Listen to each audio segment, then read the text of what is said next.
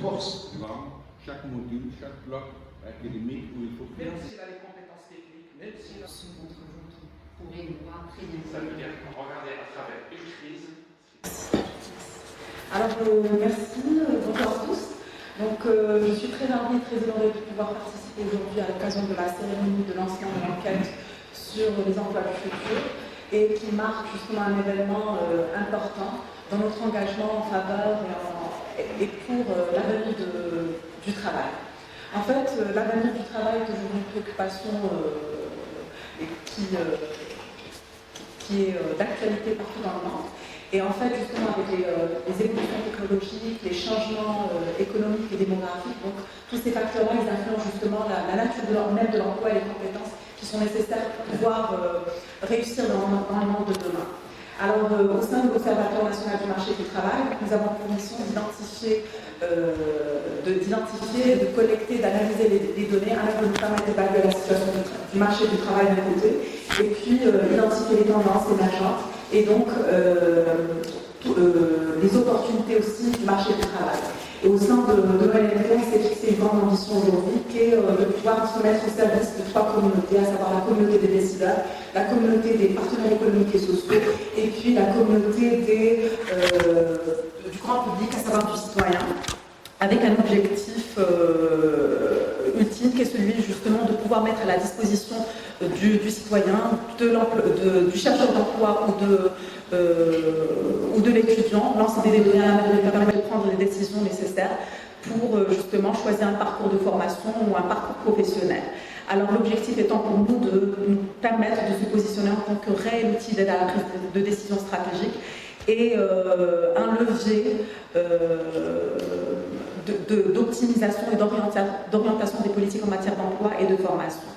Alors, je reviens à l'étude, et en fait, nous, à travers cette étude qui représente justement un modèle de collaboration assez intéressant et qui réunit justement autour de la même table universitaires, chercheurs, professionnels et institutionnels, l'idée c'est de pouvoir justement accéder à une donnée approfondie sur la perception justement de l'offre de travail, de leur perception par rapport aux attentes et besoins du marché du travail, et aussi pouvoir identifier les tendances globales, les tendances émergentes et les compétences clés, surtout les valeurs qui sont nécessaires pour pouvoir prospérer dans le monde de demain.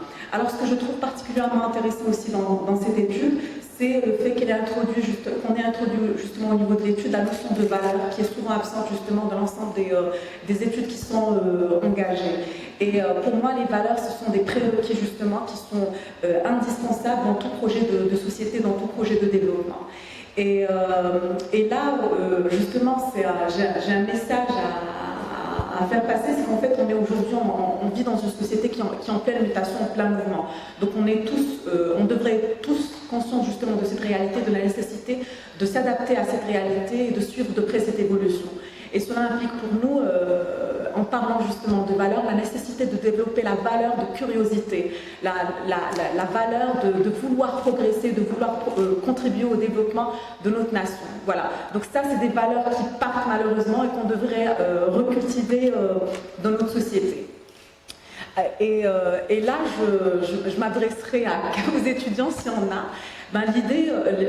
L'idée en fait, c'est de pouvoir justement profiter du temps qui est précieux qu'ils ont aujourd'hui pour l'investir dans leur propre développement, à cultiver leurs compétences, etc.